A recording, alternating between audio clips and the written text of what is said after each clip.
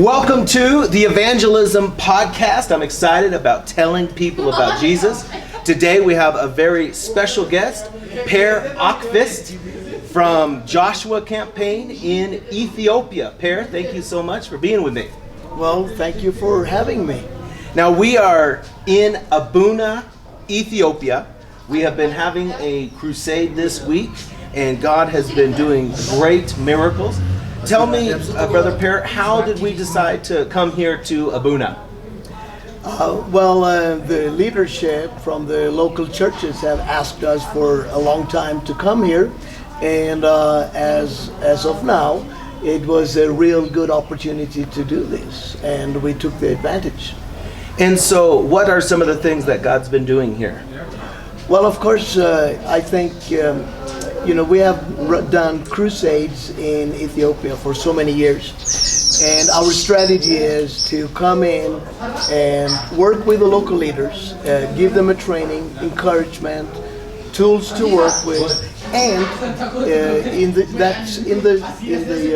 leader seminars and at the crusade itself, we demonstrate the power of God by signs and wonders.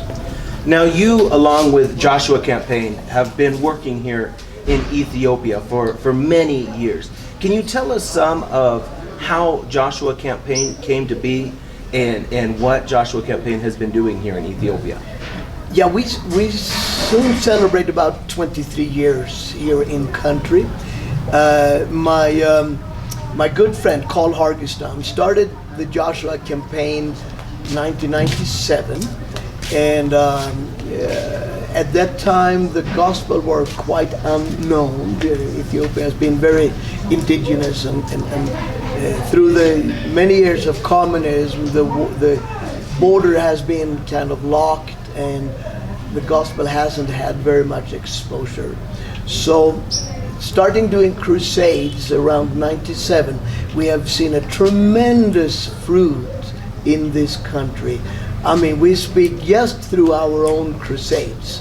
For 23 years, we have seen millions of people coming to the Lord. And approximately how many crusades has Joshua Campaign done? Okay, here we need to calculate, but in average, every year we have been able to do between 5 to 7 every year for 23 years. So that's well over 100 crusades, close approaching 150 crusades that have been done here. I would say yes. And I've read some statistics. When communism fell in Ethiopia, the country was about 3% evangelical Christian. Oh, no. You had 45 million people in this country in 1992. That's when the communism were kicked out. You had 1.8% evangelical believers. So 1.8% were evangelical believers. And today, how many percentage is evangelical? Well, you have to have the perspective that Ethiopia has grown from 45 million people till today 110 million people. And today's statistic is 20% evangelical believers. So in this time period where Joshua Campaign has been doing crusades in the country, the growth of the evangelical church has gone from 1.8% of 45 million up to 20% of 100 million. Yeah, 110 million people. Yes. What a tremendous thing to be excited about. This when church history is written, I think this qualifies as one of the greatest revivals that has ever happened in church history. Exactly. Far as my knowledge, I think only South Korea have seen this kind of growth, gone from 0 till 30%, as you can see in Korea. And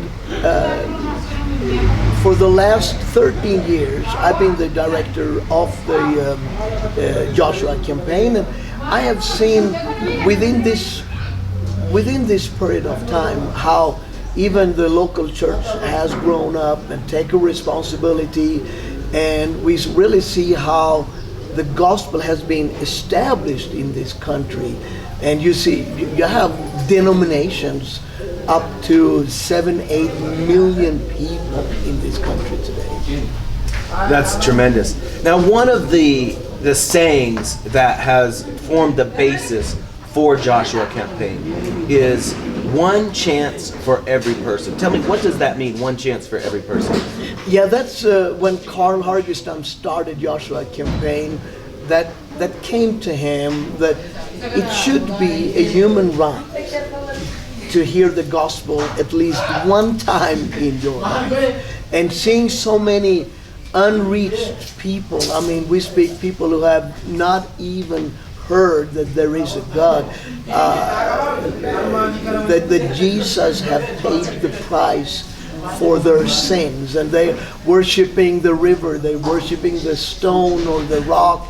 I mean, that came to him that it should be, in the world today we speak about human rights a lot, but the number one basic human right should be to be able to hear the gospel at least one time in your life. And I would add to that, one chance for every person, one task for every believer to share the gospel. Now, another saying that you have in Joshua Campaign is that you want to help the helpless and reach the unreached. What does that mean? Yeah, this is me and my wife. Even long ago, 30 years ago when we got married, my wife, she is from here. She's born here. She grew up here till she was about 15 years old in a situation almost like she was a domestic slave, non-paid housemaid, but basically a slave. She came to Sweden. It's a long story. As a 15-year-old, she got restored. God did miracles and delivered her from bitterness and unforgiveness and so on. And when we met there in the end of 80s, we started to pray and ask the Lord for a vision for our lives. And very strongly we felt out of our own personalities and lives together, reach the unreached. That's my side of it. Help the helpless. That's her side of it. Because she had this kind of upgrowing, and she was left as an orphan. Father died, mother was unable to take care of her, and she was given to this Ethiopian family as a domestic worker. And she had a really hard life. So our vision and what we felt the Lord wanted us to do was to preach the gospel to the unreached people and help these helpless people who are bounded in poverty and not unable to raise their children. So with that vision, first we worked for about 14 years in Soviet Union, because that was the time when God really opened up Soviet Union. Then we came here 2005 and started working with church planting. We met Carl Hargestam, and we felt how we would merge our ministries together. So to the one chance for every person, we added reach the unreached and help the helpless. And we built my wife's side of the ministry, which is the Family Mercy House, where we now take in poor women. Mostly, many of them have children, so we take them in, we give them a vocational education. In the same time, we add their children into our Sponsor Children program. So even if the mothers fail, the children will still be secured, having somehow a good upbringing. We pay for their schools and some of the school material, and make sure that they have nutritious food as well. But most of the time, the mothers also take the opportunity and change their lives. So you have the Mercy House, which is Family Mercy House. The Family Mercy House. And the purpose of that is to help the helpless. You take these women off the street, very poor women, and give them skills to help them in life. And then you also want to reach the unreached. And so to do that, you do these large evangelistic crusades. But that's not all you do. You are also planting churches and starting Bible schools. Tell me some about that. Yeah, of course, the crusades, it's one of the backbones. Together with a local church planter, an evangelist, actually he's an apostle with a passion of starting churches. We formed this new denomination, and within 4 years we started with 3 churches. Of course there is a background history to that as well, but about 4 years ago we started with 3 churches, and today we have 65 churches. All in all, on an average Sunday morning we gather 25,000 people among these churches. And one of the most important thing is to give them education. So we see a lot of growth, but in the same time, in numbers, you have to secure the quality of these believers. So we run the Bible school program. I have in Joshua Campaign, I have 2 staff that works mostly with the Bible school coordination.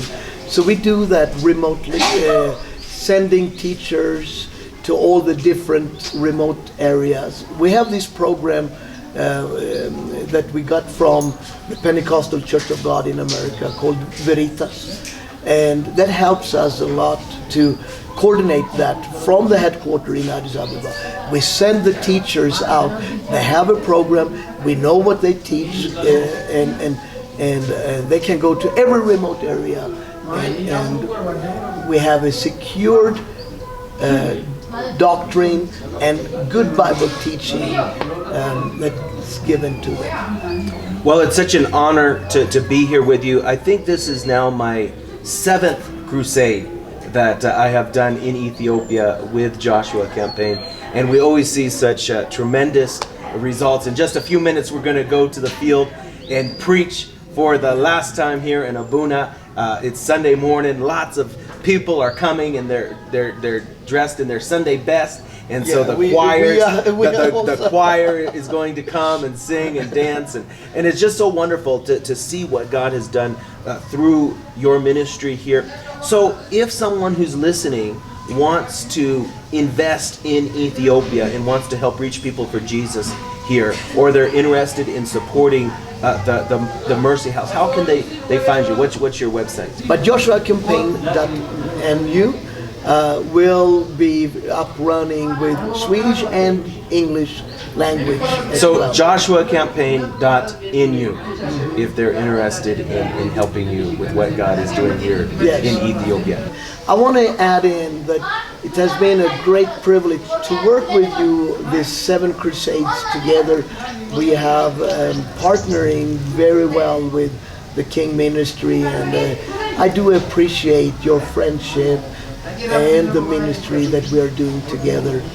And it has been a good relationship that we have built for many years. Praise the Lord. Well, it's so exciting to see what God is doing here in Ethiopia, and we believe that God will continue to use you to reach many people here. And of course, we do have the Mercy House. That is familymercyhouse.org. familymercyhouse.org. That you have in Swedish and in English, and there you can make any donation to the Mercy House. Wonderful. Thank you, Pat. All right, thank you very much.